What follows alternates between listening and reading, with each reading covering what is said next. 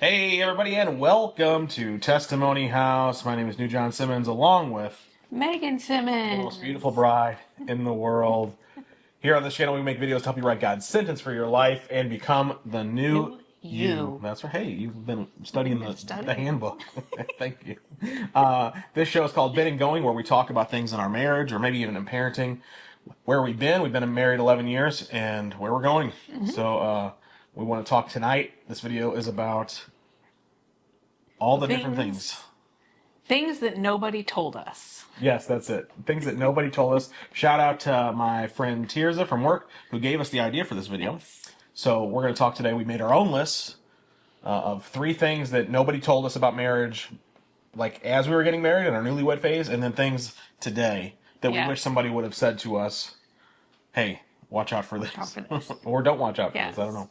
We each made our own list, and we're going to share it with each other. Yes, and I don't know what her list is, vice versa. I put my list on my phone, and she put hers on paper. So already you know that marriage is different. We were made different, and that's okay. So let's just hop right into it, babe. How about ladies first? What's your first one from your list of newlywed?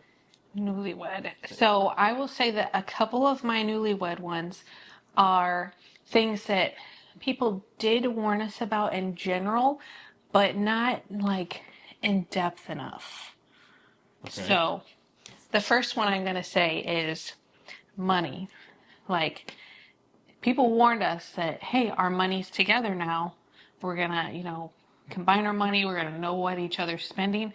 But I didn't think about all the details of, like, I don't know if you still do. But I'm thinking, is it like, I want to get secret ice cream? It's not a secret anymore. Nothing about the money is secret anymore. Yes. We know it all. Yes. So you wish somebody would have said, hey, watch out, because he's going to see what you spend? Yeah. Okay. Not that I'm like spending money on bad things, but it was more like, like we're really going to know like everything. Yeah, and we have to discuss them. Yeah. I remember that we were dating, and you had bought, what was that thing you bought, that owl thing? It was like $60 you spent on some necklace or earrings or something? I treated myself. I forget what the company was. This is before we were married. Yes. But some nice bags. There were Chevron travel bags, a couple different sizes and patterns. I thought this was jewelry. Really maybe it was beautiful. This thing. Okay. Oh, there was a necklace. Yes, too. Thank you. I'm not making things up. I appreciate that. There was a necklace. I don't know what that company was called. It's something about owl. You're right. Hey. You're right. I like hearing that. And yes, I bought a very nice necklace for myself. And I asked you about it, and I made the mistake, future husbands, of I was joking when I brought it up, but it came out. My personality is that when I talk, and I'm being sarcastic, I'm always trying to be funny, but it comes off very middle of the road and very like just, no, that's what he wants to know or what he's trying to say. It can be seen as rude. Sure. Yeah. And so that's the brunt you bear to be married to me. And so I said that, I was like, what'd you spend $60 on an owl thing for or whatever in front of your family? They're like, what business is it of yours? Do you remember that? Yes. Well, in a few months it was going to be his business. Yeah. And I didn't even care that you spent it, but it was just like, I couldn't believe you. That owl. I was like, that's weird. Okay. Hey, we all got different things we want to spend our money on. It was very cute. It had different charms that were meaningful. Mm-hmm. Hey, and I would say I've never really had an issue with anything you've spent money on. I don't know if it's been the other way around, but so newlyweds, you wish they would have told you, hey, all this is combined now.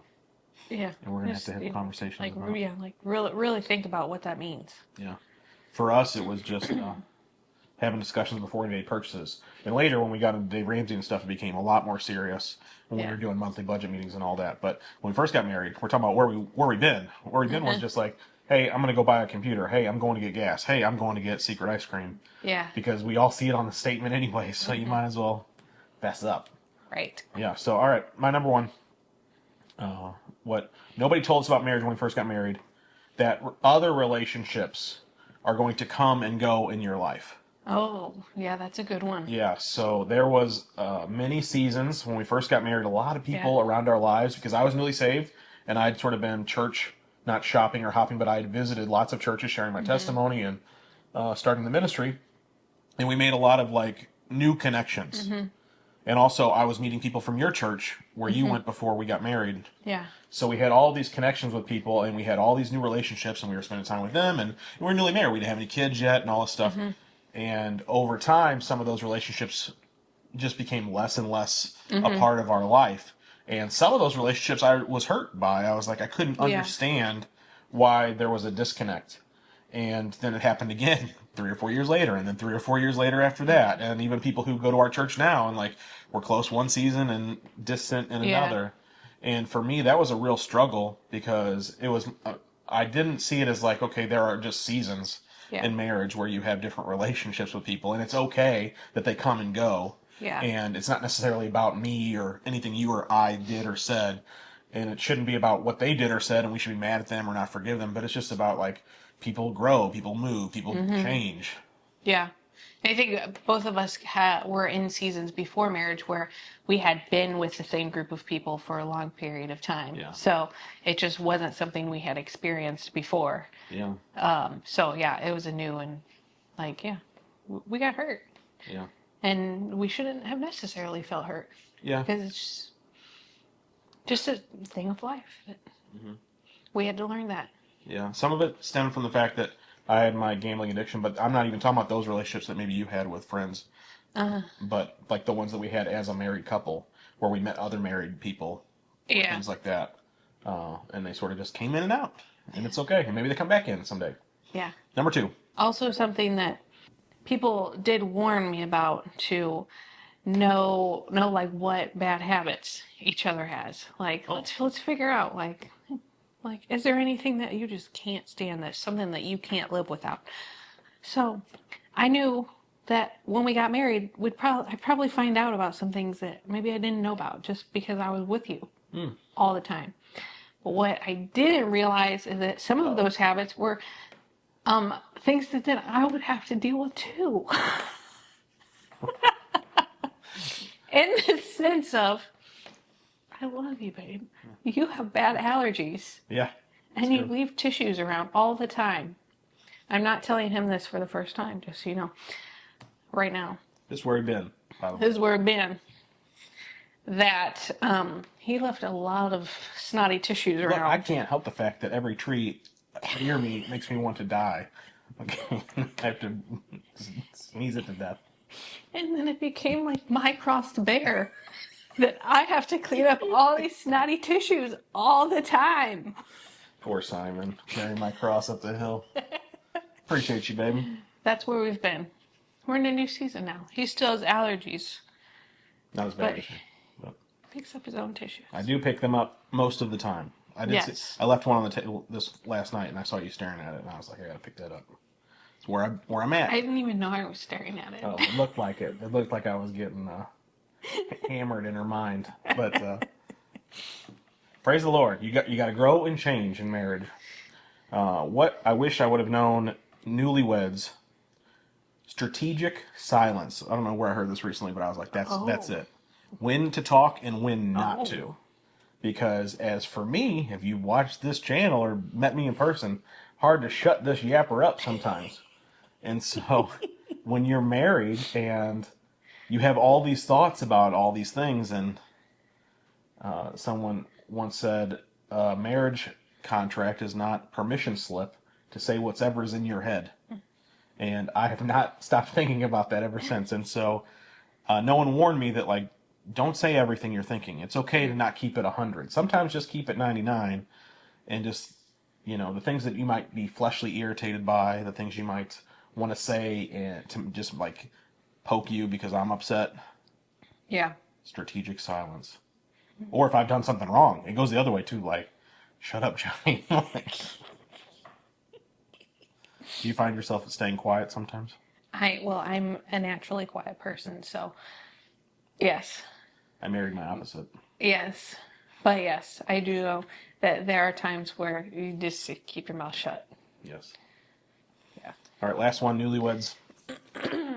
The last one I have is during arguments.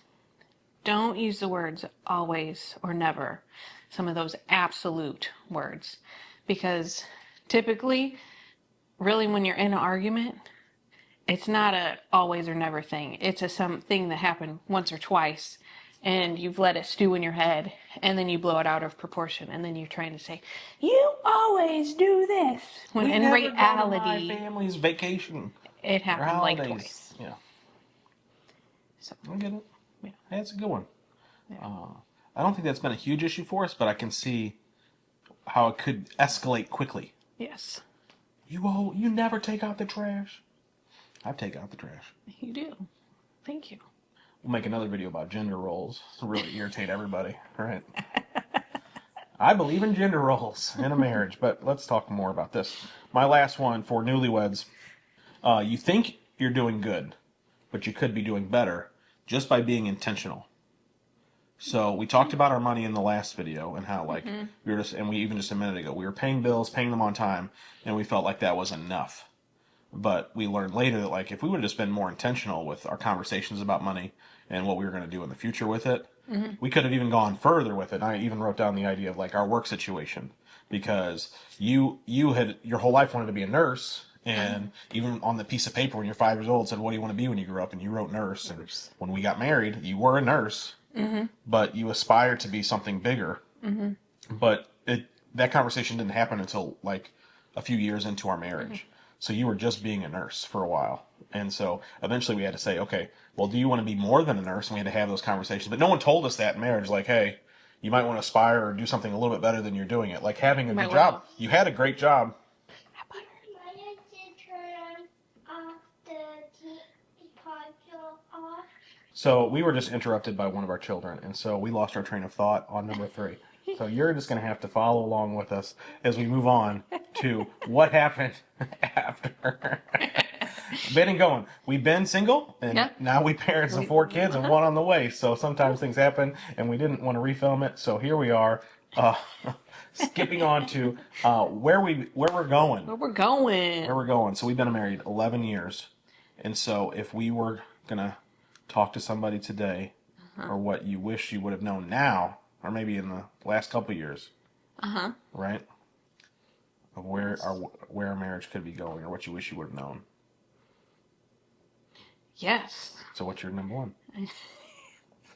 I'm sitting here did I write this list the right way? I hope so. Even if you didn't, we'll go with whatever you wrote down. We'll roll with it. Yeah. Okay, so my number 1 is about goals. Where we knew when we got married that we wanted to have a list of goals and things we were working towards. Now we're in a stage of marriage where we've fulfilled most of those goals. And so I never really thought, oh, we do have to have new goals. We do that list of goals and things you're working towards. It has to be continual. Yes. So now we're in a season right now where we're sitting down, we're making a new set of goals. And it feels a lot different than when we first sat down and made goals. Because, when we got married, some of those goals were kind of self-explanatory. It felt like we're going to live in this house. We're going to have kids. We're going to... things you do when you get married. Right, all the normal married things. But now we're 10 years in, and where do we really want to be going? Yeah. Where's the second half of your marriage look like? Hey, that's a good one. I'm going to add to that, because on my list is that plans can change. We had the list, and when we first got married, we were we're going to have Duggar children, 19 kids. After a few popped out, it was a little well, let's have some more. And then slow down a little bit. And it took a long time for us to decide that number 5 should come out, and so he or she is on the way in a month or 2. But so whether it's making a plan when you first get married and seeing it through, or whether it's you had a plan and maybe God shifted you. We had a plan for kids to go into Christian school, and we prayed for it from even before we were married, that if we had kids, God would put them in a Christian school instead of a public school. And up until the time Maya, our oldest, turned into kindergarten, we didn't have the money to pay for anything like that. And then I got a job a month before she Yeah. started kindergarten that allowed us to pay for Christian school for our kids for a couple of years. Now, though, God's put on our heart that homeschool is our future. And for us, that's a big life change. But it's also like, but we prayed for Christian school, but we thought it was going to be Christian Yeah. school. Like, it's okay that things change. It's also okay that you got to add or amend to your Amend the list goals. because you accomplish some of them. I think that's that's a good thing. So Yeah. good one. Let me go.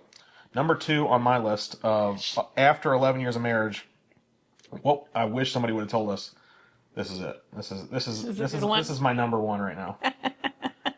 That phones, these things right here in my, remember she's got her list, but that phones were going to be such a negative thing in our lives. I have really been struggling both as a person and also in our marriage because I get frustrated at the end of the night when I'm on my phone for a long time, scrolling or looking at things and just being distracted by the games on my phone or videos or whatever it is, text messages. And it's been difficult for me to just to put the phone down at night and really be engaged. You say you want to have work-life balance and you want to have your life with your kids. Yeah, you're in the room with your kids and you're not paying any attention to them and Right. they're talking to you and then you look up and you're like, huh, what'd you say? Like, I'm really irritated by that. No one, well, I mean, when we got married, basically phones were only a few years old, these kind of phones anyway. And so I was hoping that someone would warn me. And so even though I still know now I have been warned, it's still an issue for me in my heart that we're not doing it God's way yet. Yeah. Yeah. That's a tough one. For sure. All right. My number 2 is about attention. I think it's important at this stage of marriage to realize and remember that your spouse needs and wants as much attention now as they did when you were dating and married. It doesn't like change and wane as time goes on. We still got to spend time together. We still got to have that quality time. Yes. And it's different now because, in the beginning of marriage and dating, there's not kids, not as much busyness.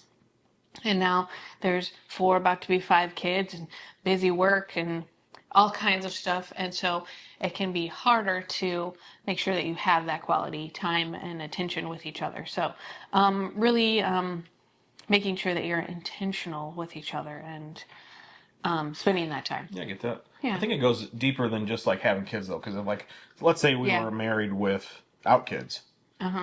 We've still gone on a million dates. We've still heard all the same stories. And eventually those stories run out.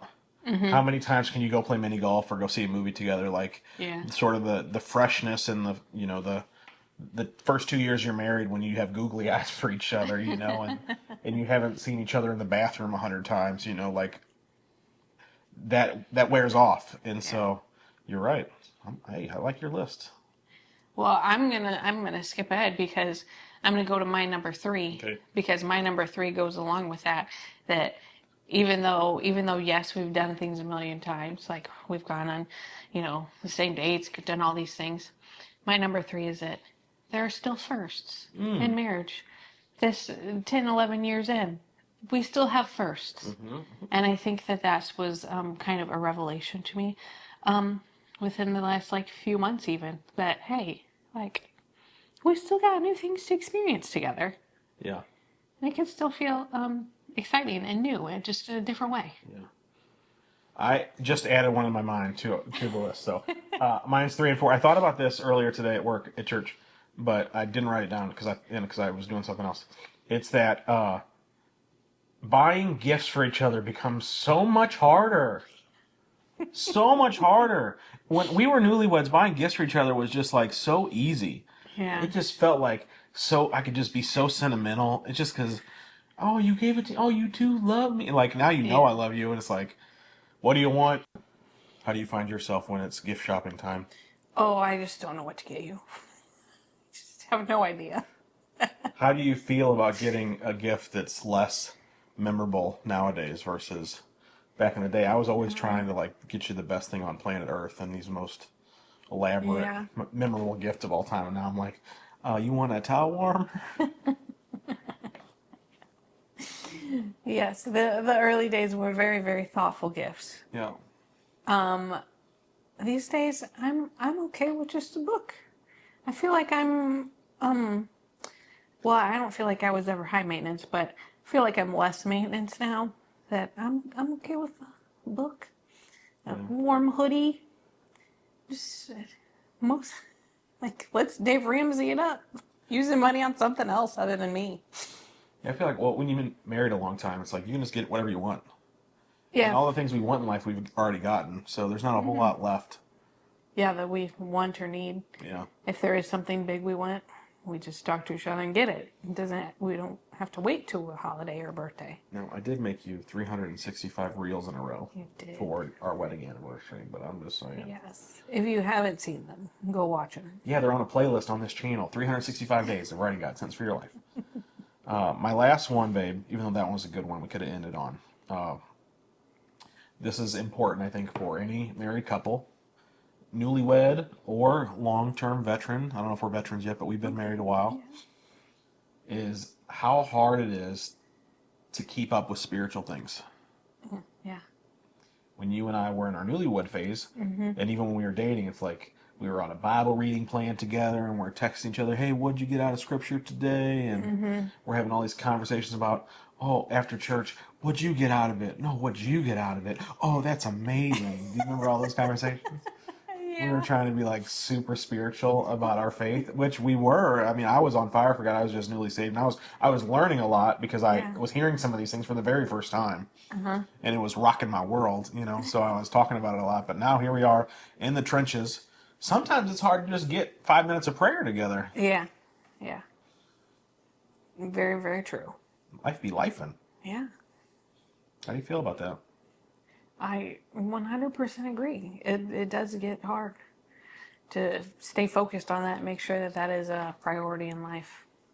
So we got to work on Be together. Work on our phones, work on the spirit, got to pray some more together. Yeah. So there's definitely things that we could be working on. And I'm sure if we did this list again in 10 more years, we'd have even more things that we hadn't learned yet. So hopefully this has been an encouragement to some of you, whether you're trying to get married, you're married, or you just want a good laugh because we crazy. But thank you for watching today's video.